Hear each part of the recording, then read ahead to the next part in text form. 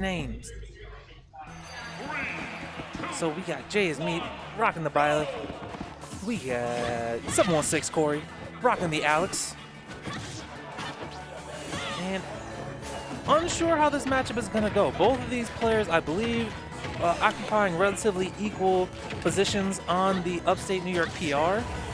So I don't know what their history is either. Unfortunately, didn't do my research, but it's looking like it's going to be a fairly even matchup if the first 35 or 30 seconds are anything to go on here. Trying to get these no combos, a little bit outside the percent range to do any major damage with it. But I was talking to Jay earlier, and he does fancy himself well knowledgeable and experienced at the Steve Alex matchup here. And as you see, running through those blocks really effectively, putting a lot of pressure on the Alex here to make sure they can get these resources. Uh-oh. Oh no, went for the forward smash in the wrong direction. Oh, down air, possibly about to break shield.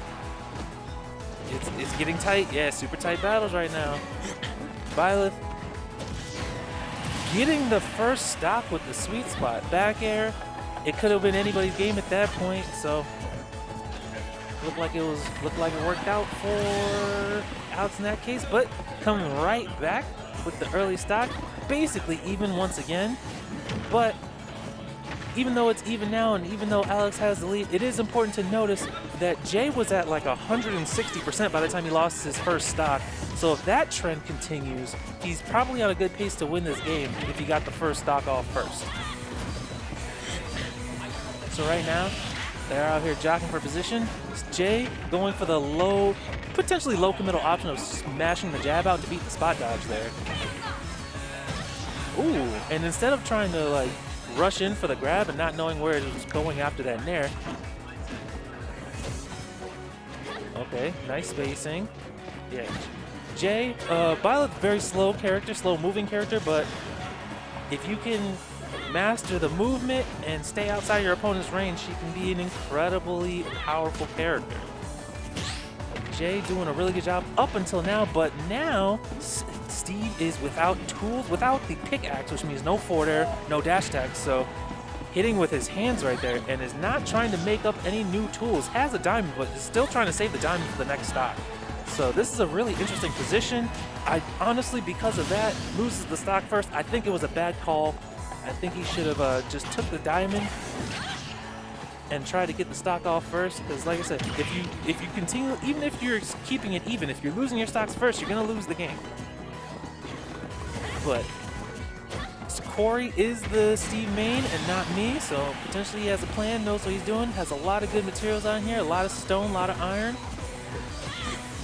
Okay, now he's stuck on a wall. And I wish Jay would have done the forward, though, try to do something off of the walls there instead of going for the basic down throw combo. Probably could have turned it into something a little bit bigger. Oh, Corey's starting up a little bit of an oppression session right now. Staying on top of him with these attacks. Okay, decides to fall back, get some more resources. Uh-oh. Forward air into forward smash off the wall. That was some huge damage. Pressure plate blows up the TNT, but it's the weak hit of the TNT. And stop. Corey got some notes after his last set that he almost lost to Casanova, that he is not throwing out the anti-air up smash quite enough. So I think he took that knowledge and awareness into that next set and is able to take the first one off of Jay. Not sure which of these players is seated higher. I would assume Jay, but it's probably pretty close between them. So now they're moving into game 2. I didn't keep track of the stage we were gonna get, but it's going right back to PS2. They say it makes the best games. So here we are. And big 40 coming out from the double hit minecart.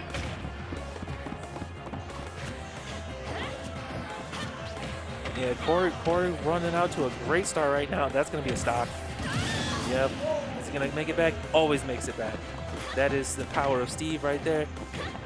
Like, sometimes it feels like it might be a good idea to try and mix up by not mashing out a minecart, but the way the Steves have learned to follow up on it, it is basically always the best move to mash out of minecart as quick as humanly possible.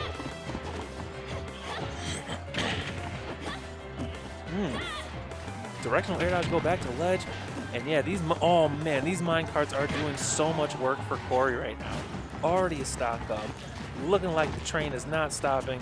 Haha, LOL references. It's a minecart, it's not a train, but that's okay. And now, wow, grabbing him out of the air. Steve and Alex's grab a little bit dumb for being able to do that. TNT not catching, but it's fine. That's the great thing about TNT. You lose nothing for going for it. Wow. Except in that case, but even when the TNT blows up on Steve, it is coded to do less damage and knockback than when it hits the opponent. But Jay is able to follow through up on it. And a quick 30 for going for a really bad... I think he was trying to catch a jump out of shield, but wasn't a good idea. Took quick 34 for it, but that's the thing about Byleth. Usually not having too much in the way of really long combos when you go for big openings like that. So sometimes it is acceptable to go for the big reads and the big call-outs against Byleth, because if you hit them, you do a lot of crazy damage. You can get whatever your character is best at, and if you don't hit it, the punish that you get is a lot of times minor compared to some other characters. When you have these distance demon type characters, they don't have as much in the way of like raw damage output potential in unescapable combos, so they get a lot of their damage from single hits and 2-hit combos and like basic stuff like that back air. That back air I think does like 18-19% when it's sweet spotted, so it's good if you're able to slide it in neutral, but it's not so great if you have bigger openings. But Jay has an opening and an opportunity to bring this game back now, holding Alex off stage.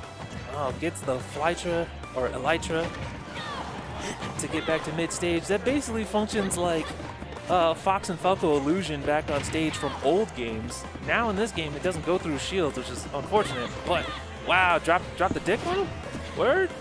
Did anybody else see that? Just me? All right.